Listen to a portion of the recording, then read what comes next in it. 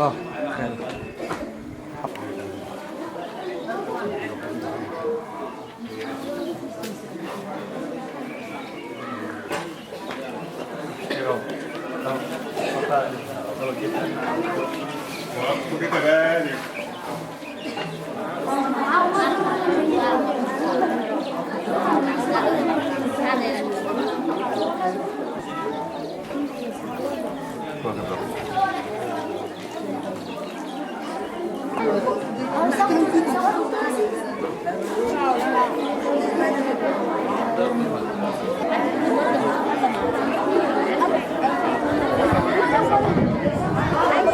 بسم الله الرحمن الرحيم.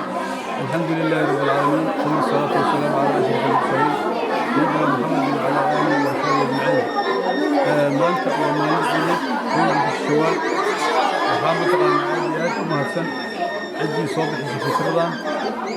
waan ka mahad celinaynaa.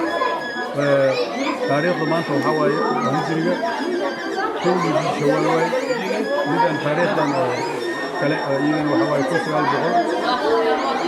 1910 bishii lixaad. waxaa sharaf weyn u ah maanta inaan mataqaanaa fikradii naga soo gaartay magacan Anis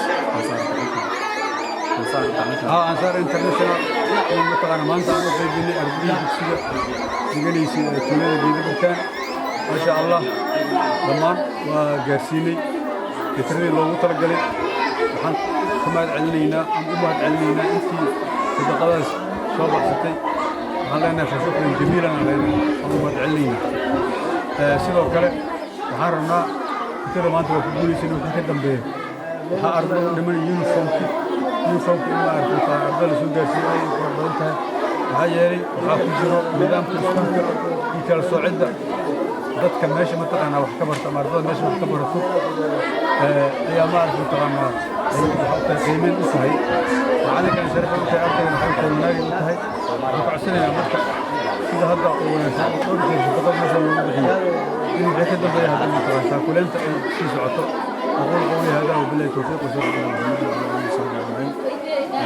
halkan waxaa maanta sugnay ardaydii tuulada Geedabartaan fikradii alxamdulillaah nagu waajibiyey oo lagu bixiyey. intii soo bixisana waxaan leenahay ajir badan oo khayr Allah ha siiyo.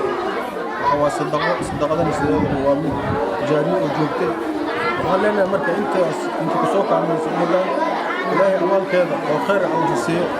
annagana ilaahay kuwii ramadaankii nagu gudbay khayr badan kala kulmo maalinta aakhira Allah naga dhigo. intii sadaqadaas baxsatayna waxaan u mahad celinaynaa inay yihiin dad ahlu khayr oo sharaf leh oo kaalmo leh oo dadkan muslimiinta oo kaalmaynaa inay yihiin. alahaasaan ka mahad celinaynaa. bismillaahi raxmaani raxiim. waxaan halkan uga